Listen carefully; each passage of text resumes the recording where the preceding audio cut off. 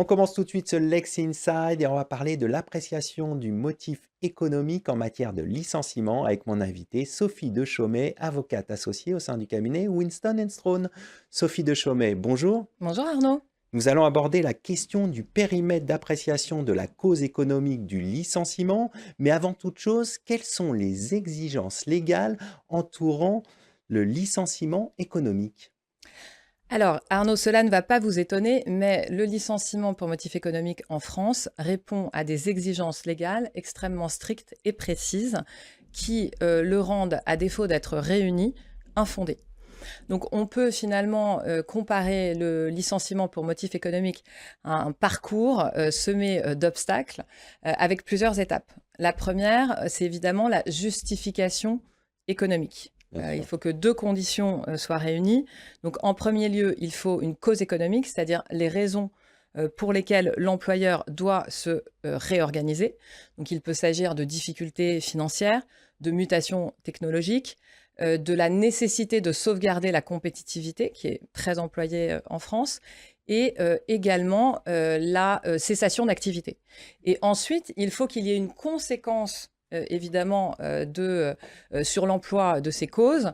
Elles peuvent être par exemple la transformation d'un emploi, les suppressions de postes, évidemment, et D'accord. une modification d'un contrat de travail.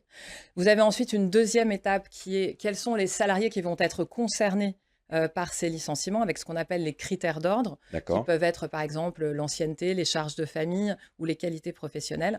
Et ensuite, vous avez l'obligation de reclassement, qui est très importante puisque l'employeur doit démontrer qu'il a mis tout en œuvre en termes de formation, d'adaptation, de reclassement au sein de l'entreprise. Donc, vous voyez que c'est quand même un parcours qui est semé d'embûches. Tout à fait, un parcours semé d'embûches. On a vu le cadre juridique. Intéressons-nous maintenant aux obligations de l'employeur.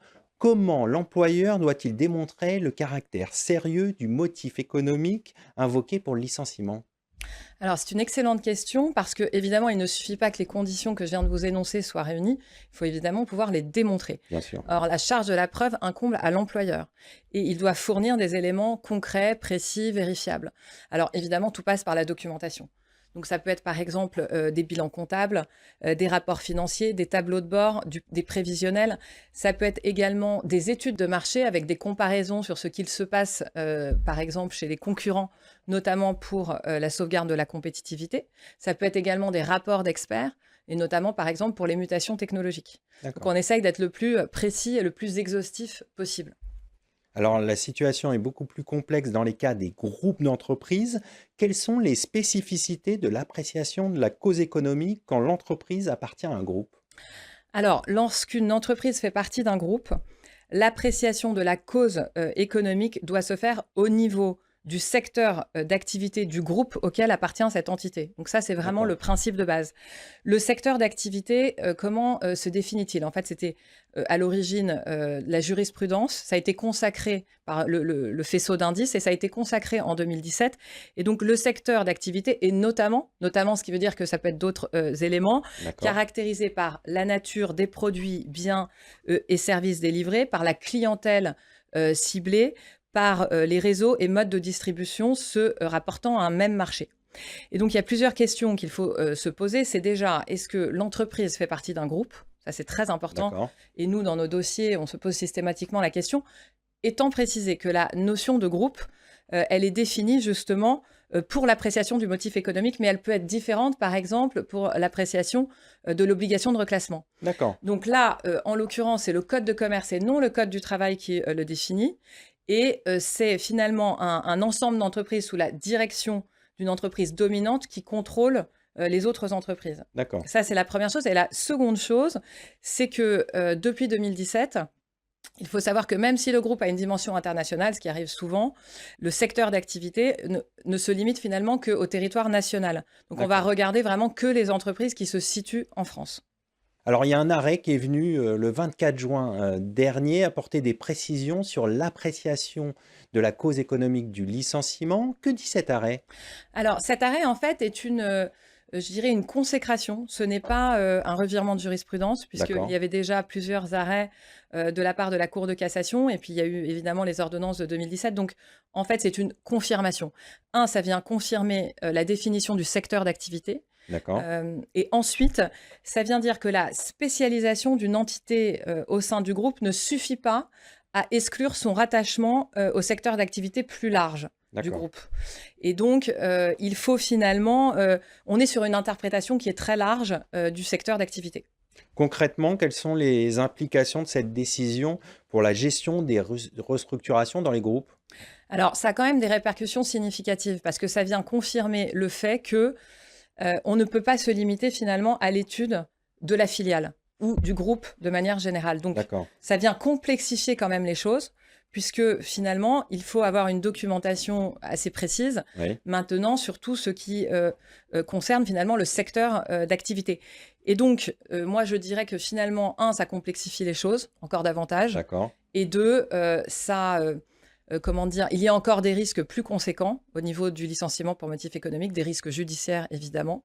Et donc on se pose toujours la question, quand on voit ô combien ces procédures peuvent être complexes, peut-être des modes alternatifs de rupture du contrat de travail. Parce qu'on a quand même des outils D'accord. merveilleux en France, comme la RCC, un accord de GEPP ou un plan de départ volontaire.